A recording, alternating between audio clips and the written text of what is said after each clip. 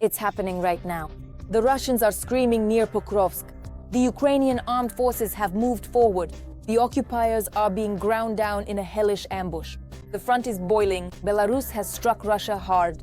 Now that's a surprise. Lukashenko is tripping over his words. Now he's talking about peace and Ukraine. Have Putin's reins weakened? This is a spectacle. A new Ukrainian drone has terrified the enemy, taking out their equipment by the hundreds. The whole world is applauding this. It has begun near Kherson. The occupiers are falling like dominoes. France showed up just when it was needed. The final blow to the enemy with the support of our partners is right here. All this in our episode of Hell Point. At this moment, a sudden turn of events in Pokrovsk. Ukrainian armed forces reinforcements have arrived. The final battles have begun. Putin's army has fallen into a trap. The frontline meat grinder is grinding down the enemy. Putin is resorting to extremes. The pipe scenario no longer works. In a rush, he came up with new madness. He sends sabotage and reconnaissance groups into the city, only to run into fierce retaliation from our forces. Don't miss what kind of cauldron the Ukrainian armed forces have prepared for the enemy after this. The battles for Pokrovsk have been raging for over a year. During this time, the occupying army has broken all its teeth, but still hasn't taken the city, which is just a stone's throw from the end of the southern border in Donetsk region. The Pokrovsk direction is a priority for Putin.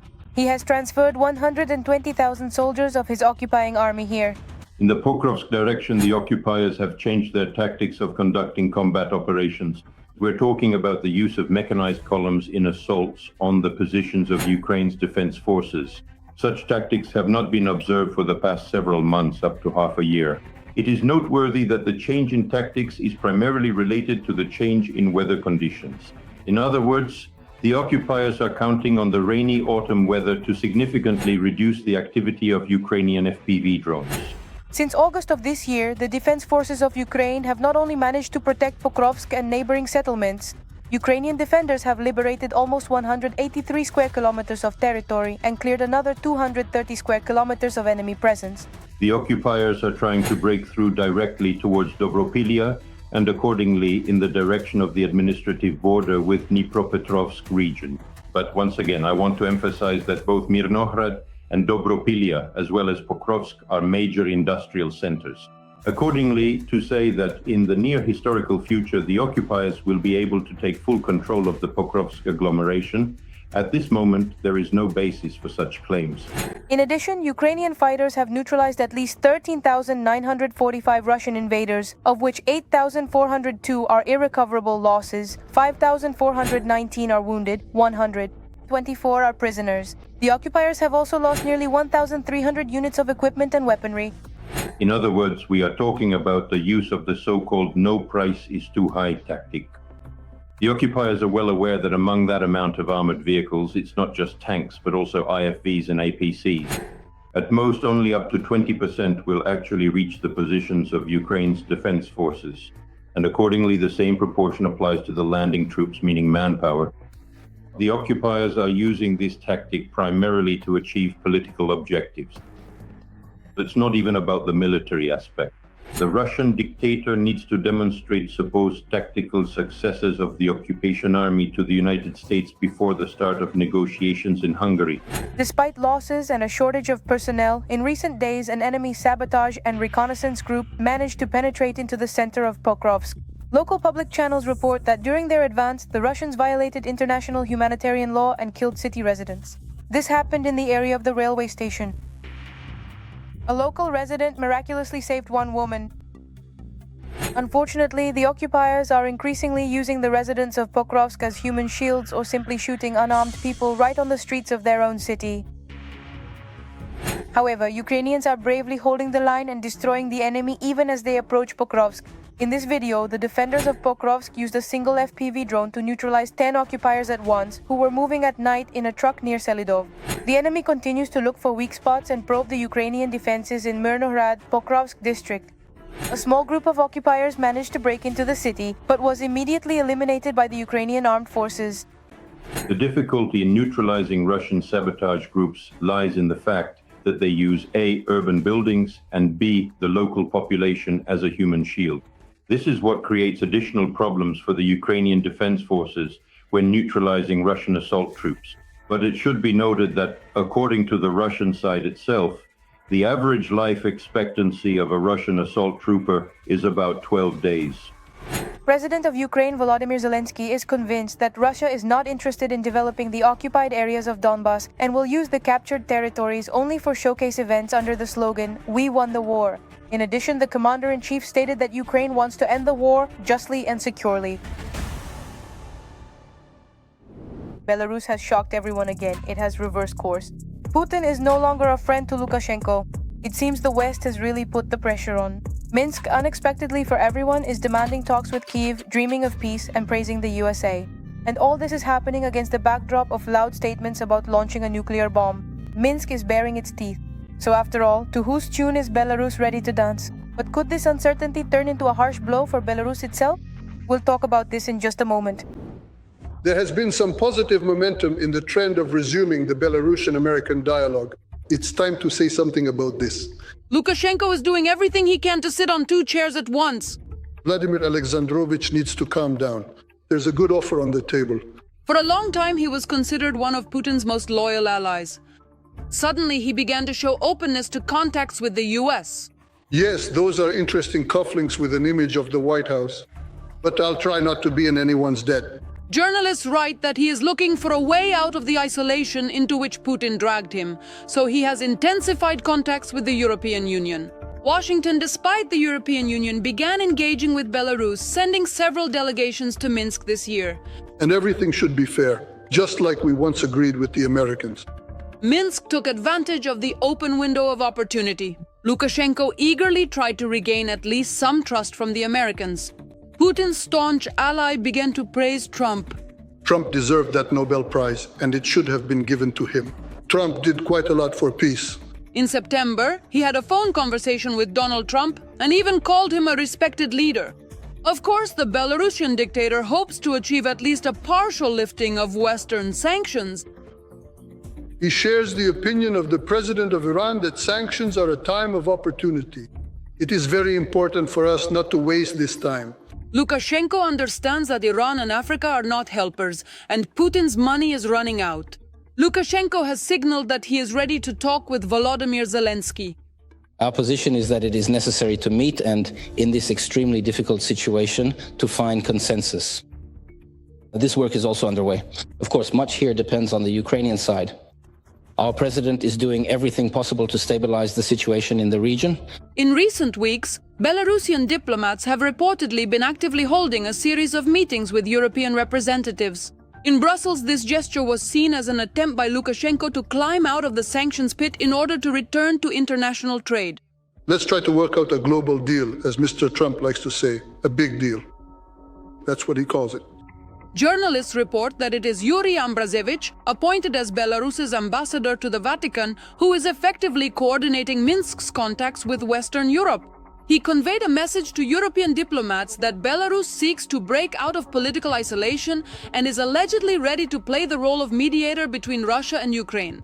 That is why, for us, a sovereign, independent Ukraine is a major central issue. It should be peaceful, not create any problems or threats for anyone, and develop as an independent state.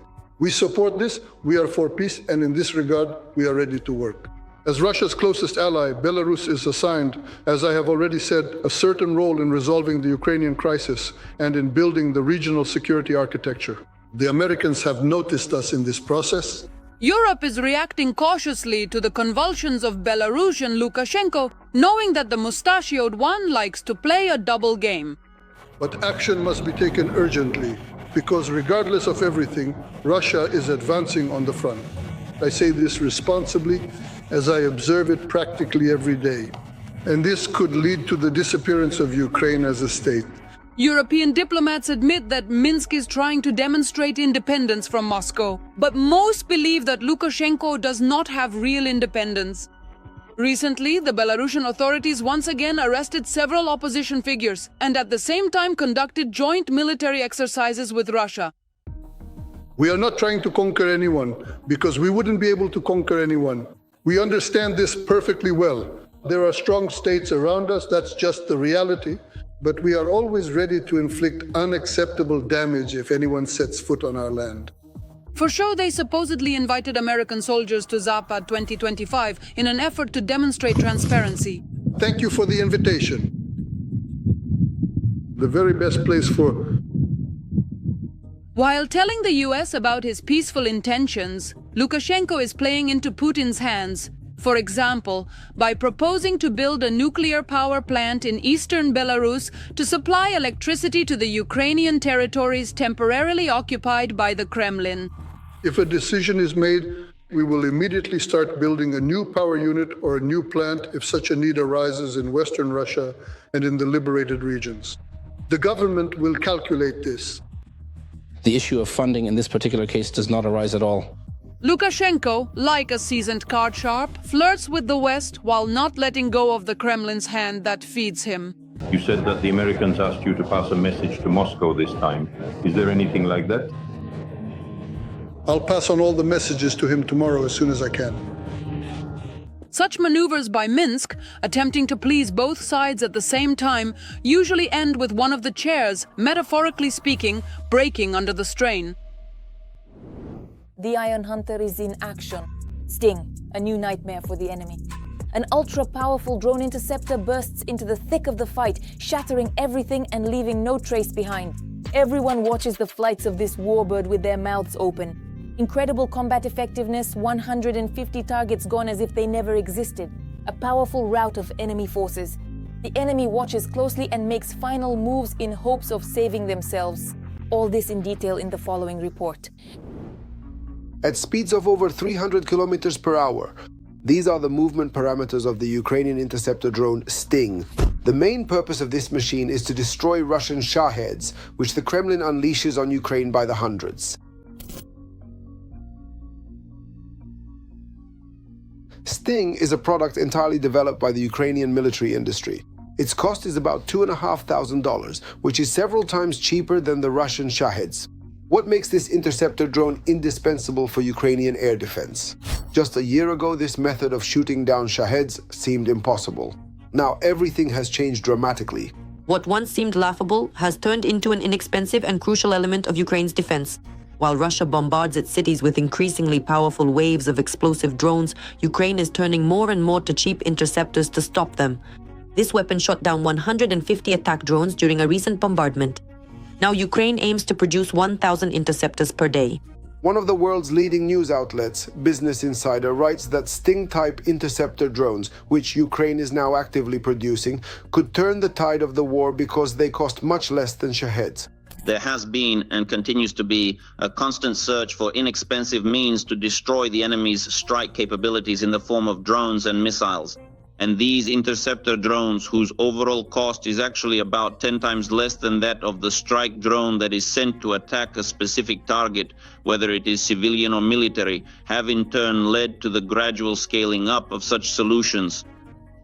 Since the beginning of 2024, Ukrainian drone engineers and developers have been actively modifying quadcopters into drones capable of destroying Shaheds. The designs of interceptor drones are evolving rapidly. For example, the Sting is equipped with a warhead that accelerates to 340 kilometers per hour using 4 rotating blades. This sensor-guided interceptor, produced by the Ukrainian drone manufacturer Wild Hornets, resembles a handheld rocket and is small enough to fit in a travel bag. Other interceptors look like small gliders. The crews launching them need to react instantly to threats. The pilot of the Sting said that his team heads out at night, guided by reconnaissance groups, and has only 10 minutes to intercept approaching Russian drones before they leave the engagement zone. The improvement of interceptor drones never stops, not even for a minute. Success rates vary from 30% for some interceptors to 80% and even 90%. Success depends on a large number of factors: the type of targets, the timing of interception, the pilot's skills, and many others. Interest in and demand for interceptors has sharply increased not only in Ukraine, but also among NATO countries after the first Russian drones crossed the Polish border. All the more so since the Kremlin continues to invest huge sums in the development and production of strike drones, like the Shahed. Ukraine and NATO countries want to have an effective and, most importantly, affordable means of countering them. We are currently negotiating with several quite large and influential leaders in specific sectors worldwide, such as technology, agriculture, and logistics, working with companies that have shown a clear and active interest in purchasing and utilizing our advanced drones for their business operations. Some technologies, let's say, we have adopted from foreign partners we have worked with. They are integrated into our solution, and the interest is serious because we have the largest, unfortunately for us, but fortunately for the world and for those who produce weaponry, the largest testing ground for military technologies in the world. During one of the latest attacks on Ukraine, Russia launched nearly 800 aerial targets, and according to Western intelligence estimates, the Kremlin may soon launch up to 2,000 Shaheds of various modifications. Moreover, Russia is modernizing the Shahed, and in the future, it may be able to reach speeds of up to 300 kilometers per hour. Therefore, the appearance of Ukrainian interceptor drones should simplify and make air defense operations more effective, especially since, from a financial standpoint, Ukrainian interceptors are cost-effective to use. And victory in war is always about making economically sound decisions. Every voice matters. Join our community, support independent journalism, and help us bring you the truth from Ukraine. Become a member of Ukraine today. Join us now. It's hell near Kherson. Russian soldiers are fleeing the front. The generals are in shock. They're praying that the chaos doesn't reach the Kremlin. But it's in vain. The process has already begun. There is zero motivation to keep fighting. Putin's mercenaries are laying down their arms. Shocking details about the Russian army are surfacing every minute. The treasury is empty. Body bags are multiplying. Could it be that the moment when Putin gives up has finally come? The answer is already in the report. A wave of desertion has swept over the Russian army. In the fourth year of the war, no one except the bunker dweller is looking for action, and no one believes either Putin or Kremlin propaganda, which romanticizes the front. A period of stagnation. I want some action. Instead, Russian soldiers are looking for any opportunity to escape as far as possible from the Kremlin's action in Ukraine. For example, partisans from the Atesh movement are now reporting a mass escape of servicemen in the Kherson direction. Brutal treatment by commanders, senseless assaults, and the lack of rotation are forcing soldiers to abandon their positions. They decided to fix the situation in Putin's army in the typical Russian way. Instead of improving service conditions, they tightened control over the exhausted and half-starved contract soldiers, deploying reinforced checkpoints and patrols in the frontline areas.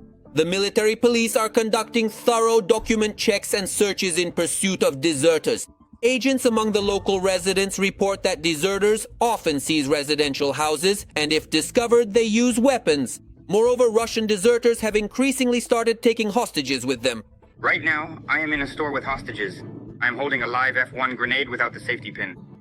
I just want to be taken to the prosecutor's office. I will surrender at the prosecutor's office. The Russian soldier was driven to such a radical step by the conditions of service, the blatantly indifferent attitude of the command toward the lives of the personnel, and the constant abuse within the unit.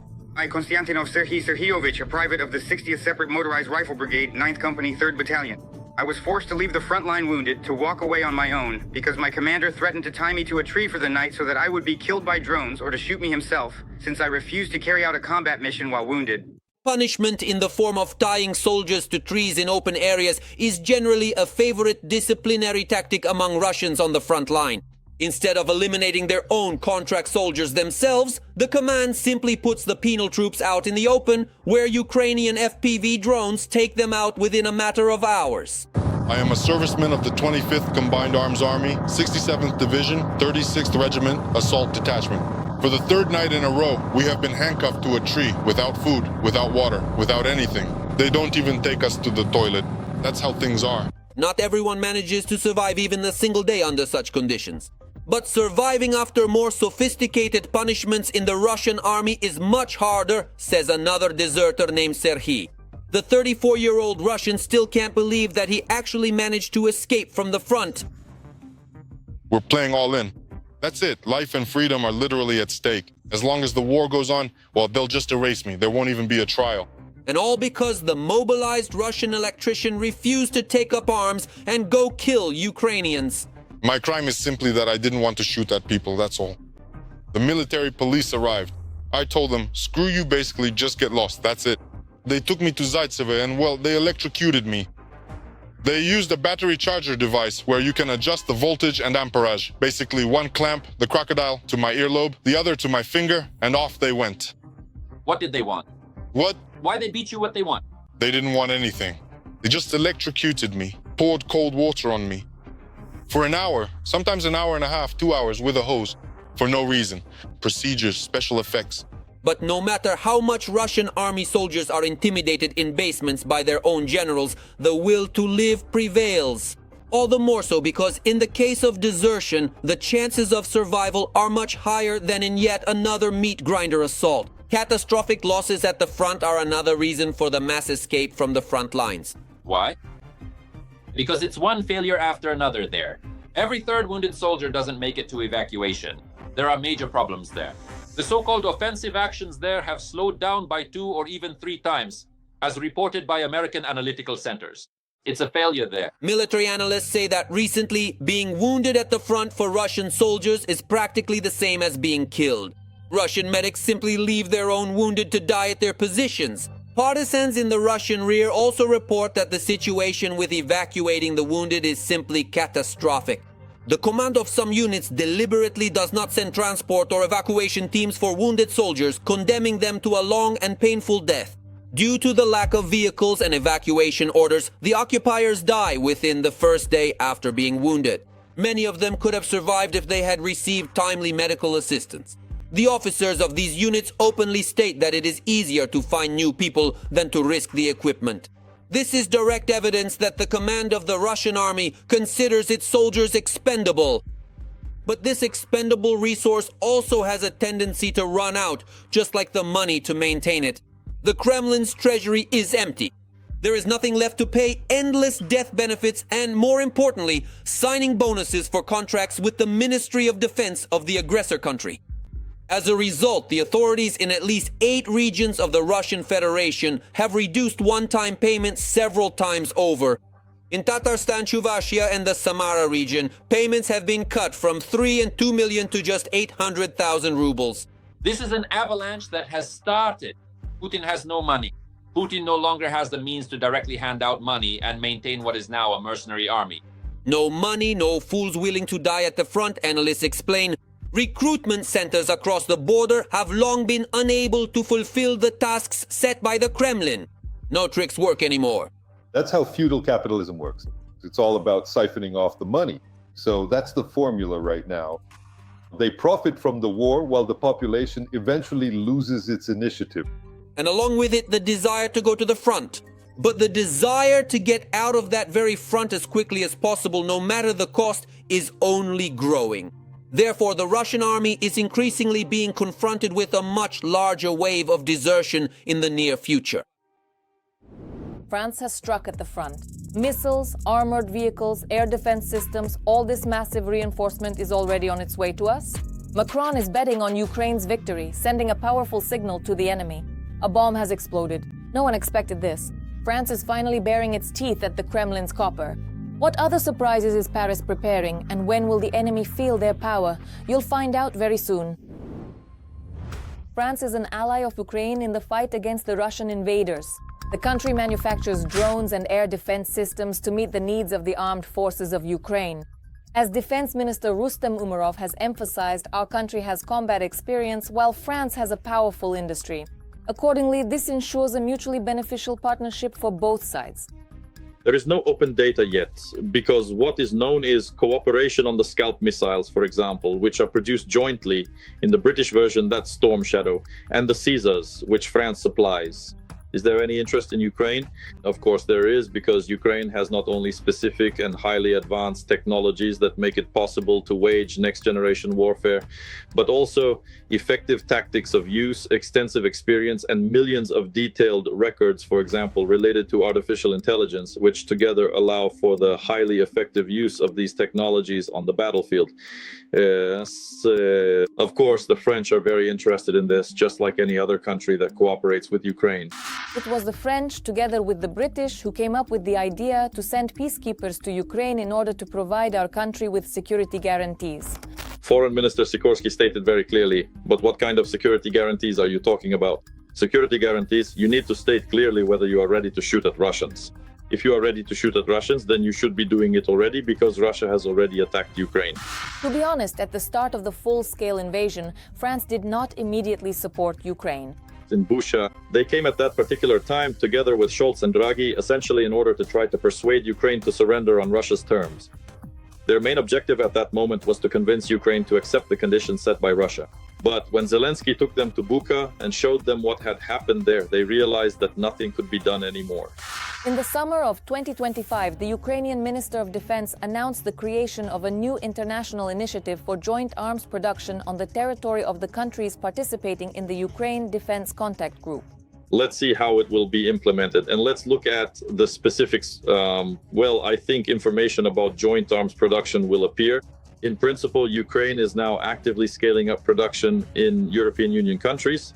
First and foremost, this concerns Denmark, with which we have developed fruitful relations regarding investments in Ukrainian defense.